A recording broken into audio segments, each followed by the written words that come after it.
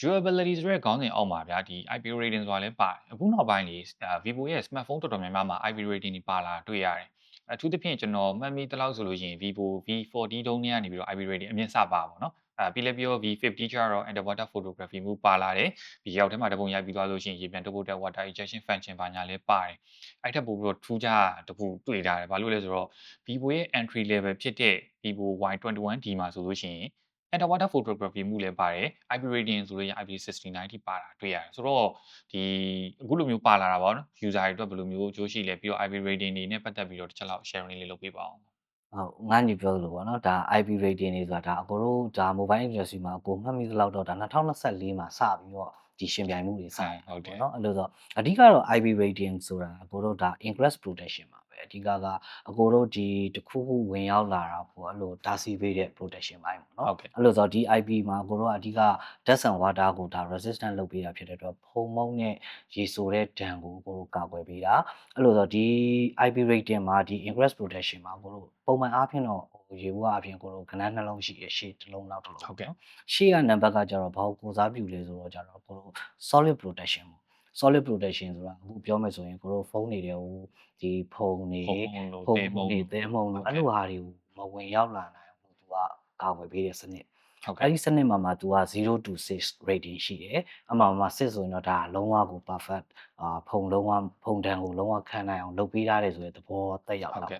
အမှန်မှာနောက်ထပ်ဒုတိယနံပါတ်တစ်လုံးကကျတော့ဘာကိုကူစားပြုလဲဆိုတော့သူကကျတော့ moisture ကို protection လုပ်ပေးတဲ့နံပါတ်အဲ့တော့အဓိကဒီ moisture ဒီရေကိုရေငွေနဲ့ကိုရေဆိုတဲ့ဒဏ်ကိုဘယ်လောက် protection လုပ်ပေးနိုင်လဲသူကတော့0 to 9ထိသတ်မှတ်တယ်9ကတော့ဒါအမြင့်ဆုံးပေါ့နော်အမြင့်ဆုံးကာကွယ်ပေးထားတယ်ဆိုတော့ဒါပြောမယ်ဆိုရင်နောက်ကနံပါတ်9ဖြတ်သွားပြီဆိုတာ ਨੇ ဒါရေဒဏ်ရေဆိုဒဏ်ကိုဒါတော့ခံနိုင်အောင်လုပ်ပေးထားတယ်ဆိုတဲ့သဘောဒါအပြင်ကိုတော့ဘာလို့လုပ်ပေးလဲဆိုစောနာငါညီပြောတဲ့ဒီ water injection မှုပေါ့အခုတော့ဖုန်းတွေကိုဘယ်လောက်ထိအလုံးပိတ်ထားနိုင်မှာလဲပိတ်ထားလို့မရဘူးလေကိုတို့ charging box တွေပါတယ်ဆိုတာဒါတော့တယ်သူဟိုရေဝင်ပေါက်ကတော့ရှိနေတာပဲအဲ့အတွက်ဖုန်းထဲမှာရေကြံခဲ့မှာဆိုလို့ underwater မှာကျွန်တော်ကိုတို့ photography ရိုက်ပြီးပြီဆိုတာ ਨੇ ဒါ water injection မှုလေးနှိပ်လိုက်တယ်ဆိုဒီကိုတို့ရေကြံနိုင်တဲ့နေရာလေးတွေကနေဒီ water ကို eject ပြန်လုပ်ပေးလိုက်တာဖြစ်တဲ့အတွက်ကိုဖုန်းထဲမှာဘာရေမှမကြံတော့ဘဲနဲ့ဒါကောင်းကောင်းသုံးလို့ရသွားမှာပေါ့နော်ပြီးတော့ရင်ဒီအကိုတို့ဒီ IP rating တွေအကုန်လုံးကို testing လုပ်ထားတာအခုထုတ်လုပ်ပေးထားတာတွေအကုန်လုံးက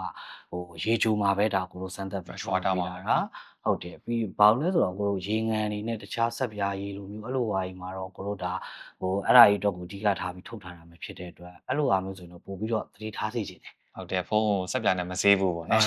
ပြီးတော့ဟိုပေါ့နော်ပင်လယ်ခီးသွားတာတို့ကမ်းခြေခီးသွားခဲ့တာတို့ဆိုရင်စားငယ်ရေတစ်ခုထိတယ်ဆိုရင်တော့အဲ့လိုချက်ချင်းပြန်ဆေးပေးဖို့လိုပဲချက်ချင်းမဆေးပေးလို့ရှိရင်ဒီသူ့ချာချာပေါက်တွေပါတွေကတန်ကြီးလိုက်သွားတာဘာညာမျိုးတွေဖြစ်သွားနိုင်တယ်ဖုန်းကတော့ဘာမှမဖြစ်ဘူးဒါပေမဲ့အဲ့ဟိုစားငယ်ရေကြောင့်တန်ကြီးလိုက်တာဘာညာမျိုးတွေတော့နည်းနည်းလေးတတိထားဖို့လိုမယ်ပြီးတော့လေခုနကကျွန်တော်ပြော underwater photography မှုကကျွန်တော် V40 V50